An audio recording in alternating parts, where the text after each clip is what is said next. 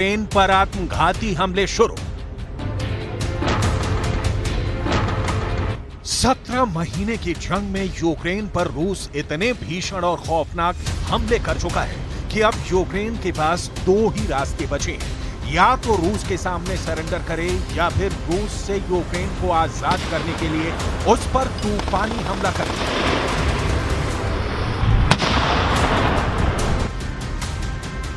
खबरों के मुताबिक 4 जून 2023 से शुरू हुआ यूक्रेन का काउंटर अटैक अब आत्मघाती होने जा रहा है। खबरों के मुताबिक 15 अगस्त 2023 की आधी रात से यूक्रेन रूस पर 5 मोर्चों से तूफानी हमले शुरू करेगा।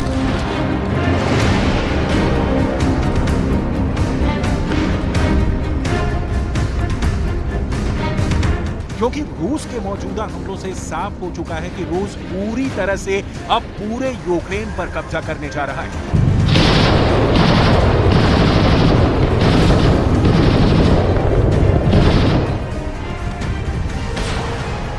यही वजह है कि रूस यूक्रेन के टॉप जनरल, अफसर और लीडर्स को टारगेट करके हमले कर रहा है। रूस के खौफनाक मिसाइल हमलों को यूक्रेन रोक नहीं पा रहा है। हालात ये हो गए हैं कि यूक्रेन के डोनेट्स्क में यूक्रेनी सेना का काउंटर अटैक रूस के मिसाइल हमलों के बीच बुरी तरह से फंस गया है।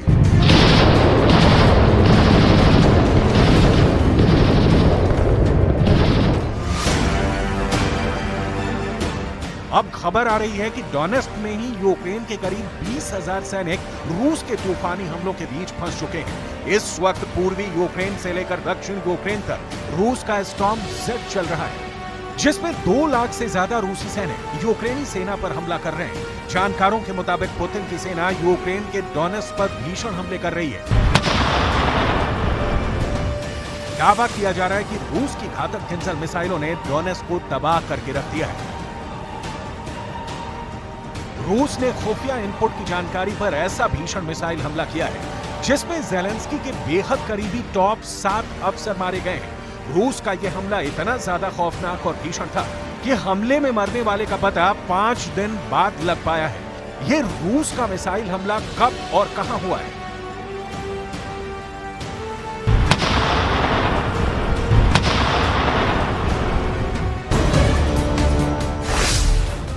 एक झटके में मारे यूक्रेन के 7 टॉप अफसर। एएफपी की रिपोर्ट के दावों के मुताबिक रूस के भीषण मिसाइल हमले में यूक्रेन के 7 टॉप ऑफिसर मारे गए हैं। रूस का यह मिसाइल हमला उस वक्त इमारत पर हुआ जब ज़ेलेंस्की के सबसे करीबी अफसर डोनेट्स्क इलाके में रूस पर बड़े हमले की तैयारी कर रहे थे। लेकिन रूस के खुफिया एजेंटों ने यूक्रेनी अफसरों की मीटिंग की जानकारी रूसी सेना तक पहुंचा दी, जिसके बाद रूस की मिसाइल ब्रिगेड ने इमारत में चल रही यूक्रेनी अफसरों की मीटिंग पर मिसाइलों की बौछार कर दी। दावा किया गया है कि मिसाइल हमले में सभी 7 अफसर मारे गए हैं और इसे ज़ेलेंस्की के लिए बहुत बड़ा झटका माना जा रहा है। 11 августа вооруженными силами Российской Федерации нанесен групповой удар высокоточным оружием большой дальности воздушного базирования по военному аэродрому в районе населенного пункта Коломыя Ивано-Франковской области. Цель удара достигнута. Все назначенные объекты поражены. हैरानी की बात तो यह है कि यूक्रेन पूरी दुनिया में डंके की चोट पर बता रहा है कि उसने रूस के 2,54,000 से ज्यादा सैनिकों को 17 महीने से ज्यादा की जंग में मार डाला है और रूस हार रहा है, जबकि हकीकत में यूक्रेन जंग हार रहा है। सबसे पहले हम आपको ये बता दें कि रूस इस वक्त यूक्रेन के पूर्वी, दक्षिण पूर्वी और उत्तर पूर्व में सबसे ज्यादा हमले कर रहा है। पूर्वी यूक्रेन के बखमूत में रूस ने 8 महीने की जंग के बाद कब्जा कर लिया था, लेकिन अभी तक यूक्रेन बखमूत पर दोबारा कब्जा नहीं कर पाया है। बखमूत की 70,000 की आबादी शहर छोड़कर भाग चुकी है। वहीं दक्षिणी पूर्वी यूक्रेन के शहर ज़ापोरिज़िया में रूस के प्रचंड हमले ने यूक्रेनी सैनिकों को तबाह करके रख दिया है। दावा किया गया है कि महज 36 घंटे में ही ज़ापोरिज़िया में 5,000 से ज्यादा यूक्रेनी सैनिक मारे जा चुके हैं और नाटो के हथियार रूसी सेना के सामने नाकाम साबित हुए।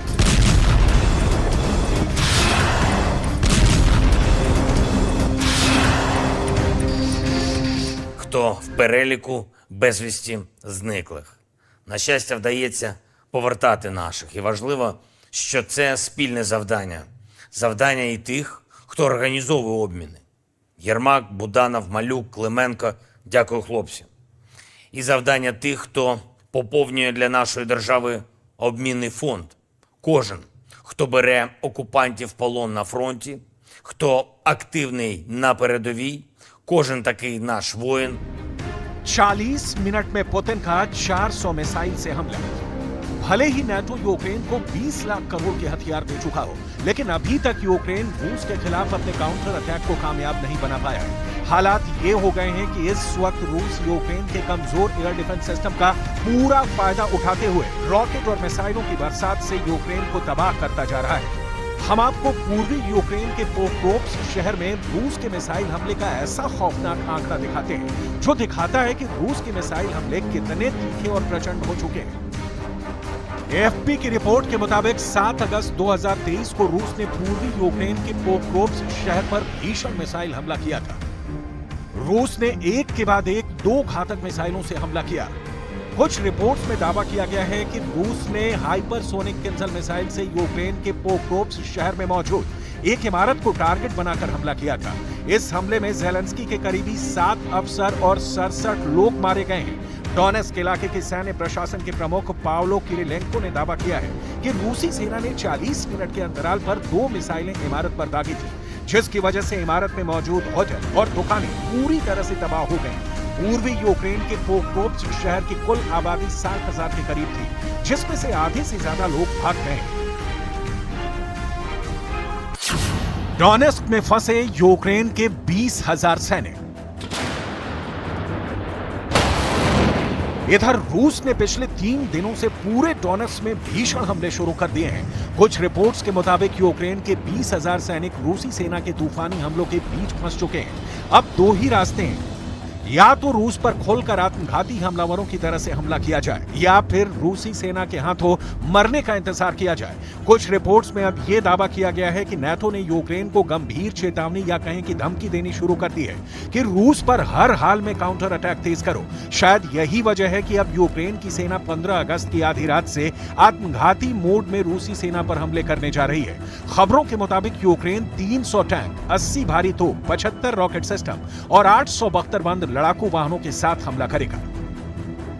В денному режимі працюємо з партнерами щодо посилення нашого повітряного щита. Крок за кроком ми додаємо захисту.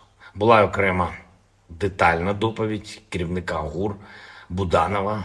Окупанти точно відчують наслідки нашої роботи. Серйозно відчують. Ми готуємо низку міжнародних заходів. Тиждень буде дуже важливим для України, для нашої зовнішньої політики. Залишається місяць до старту нового політсезону. 15 अगस्त की आधी रात यूक्रेन का रूस से बदला। ज़ेलेंस्की के बयानों से भी साफ हो चुका है कि रूस ने पूर्वी और दक्षिणी यूक्रेन में हमले तेज कर दिए हैं। यूक्रेन के साथ सबसे बड़ी दिक्कत यह है कि उसके पास हवाई ताकत बहुत कम बची है। ना तो नाटो ने यूक्रेन को F-16 जैसे चौथी पीढ़ी के लड़ाकू विमान दिए हैं और ना ही लंबी दूरी की तोपें। ऐसे में यूक्रेन रूस की 4 लेयर सुरक्षा पंक्ति को तबाह करे तो करे कैसे? इस वक्त रूस ने 250 लड़ाकू विमान और 3,000 टैंकों से यूक्रेन के पूर्वी और दक्षिणी इलाके में कोहराम मचा रखा है। ओडेसा, खार्किव में यूक्रेन के बंदरगाह से लेकर बस्तियां तबाह हो चुकी हैं, जबकि पूर्वी दक्षिण पूर्वी यूक्रेन के ज़पोरिज़िया में रूस ने कुछ इलाकों में 12 किलोमीटर तक कब्जा कर लिया है। वहीं डोनेस्क में यूक्रेन के सभी काउंटर अटैक फेल हो गए हैं। ऐसे में सवाल उठ रहे हैं, तो फिर यूक्रेन को मिले नाटो से हथियार क्या कर रहे हैं? क्या नाटो के हथियार रूसी सेना के सामने नाकाम हो रहे हैं? इधर अमेरिका में हुए सर्वे के मुताबिक और बाइडेन सरकार की बौखलाहट को देखकर डिफेंस एक्सपर्ट्स इस नतीजे पर पहुंचे हैं कि अगर रूस को और ज्यादा दिन जंग में टिकने दिया गया तो दुनिया का वर्ल्ड ऑर्डर पूरी तरह से बदल जाएगा। रूस के साथ चीन, ईरान और उत्तर कोरिया अमेरिका के साथ साथ पूरे यूरोप के लिए नासूर बन जाएंगे। जिस तरह से पुतिन के इशारे पर लिथुआनिया और पोलैंड पर रूस बड़े हमले की तैयारी कर रहा है, उससे भी अमेरिका सख्ते में है। Впрямую вмешаться в конфликт на Украине, чтобы затем оторвать себе кусок пожирнее, вернуть себе, как они считают, свои исторические территории, сегодняшнюю Западную Украину. Польские власти, вынашивая свои реваншистские планы, правду своему народу, если польские части войдут, например, во Львов или на другие территории Украины, то они там и останутся. Причем останутся навсегда. 15 अगस्त की आधी रात यूक्रेन का रूस से बदला।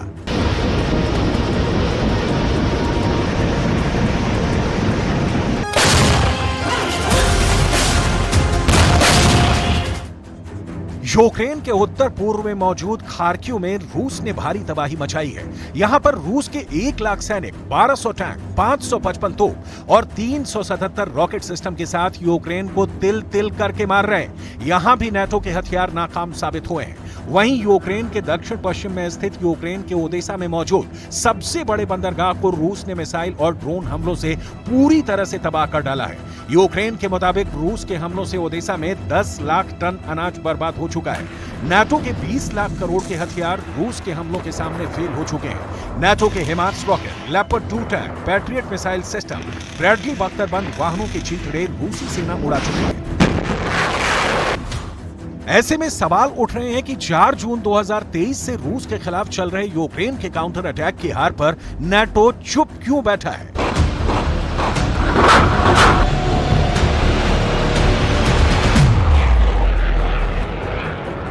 4 जून 2023 से शुरू हुआ यूक्रेन का काउंटर अटैक 2 महीने बाद ही पुतिन के तूफानी हमलों के सामने जलकर राख होता जा रहा है। हालात ये हैं कि रूस ने 60 दिन के अंदर 50,000 के करीब यूक्रेनी सैनिकों को मारने का दावा कर डाला है। पूर्वी दक्षिणी यूक्रेन के कम से कम 8 शहरों पर रूस की मिसाइल, ड्रोन और रॉकेट हमलों ने ज़ेलेंस्की के शहरों का वजूद खत्म कर दिया है। दक्षिणी यूक्रेन के कम से कम 35% इलाके पर रूस की सेनाएं अंधाधुंध हमले कर रही हैं। बखमूत में रूस की सेना ने यूक्रेन के 1000 सैनिकों को महज 1 घंटे के अंदर टैंकों के जबरदस्त हमले से भून डाला। 15 अगस्त की आधी रात यूक्रेन का रूस से बदला। पुतिन ने पिछले 3 हफ्तों से यूक्रेन के दक्षिणी और पूर्वी इलाकों पर सबसे ज्यादा खौफनाक हमले किए हैं। हैरानी की बात तो यह है कि रूस की सेना नाटो के हथियारों के पीछे हाथ धोकर पड़ गई है। नाटो के leopard 2 tank, challenger tank, HIMARS rocket और पैट्रियट मिसाइल सिस्टम को धमाकों के साथ उड़ाया जा रहा है।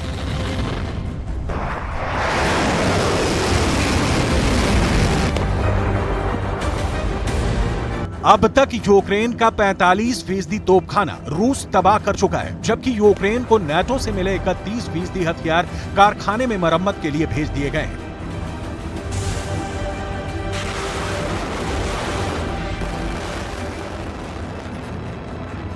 इधर पुतिन के हवाई और जमीनी हमलों ने यूक्रेन के टैंकों का कचूमर निकाल कर रख दिया है। रूस के दावों के मुताबिक यूक्रेन के दर्जनों टैंक जोरदार धमाके से उड़ा दिए गए हैं, जिसमें से कई टैंक धमाके की वजह से पेड़ों पर लटक गए और कई जमीन में दफन हो गए।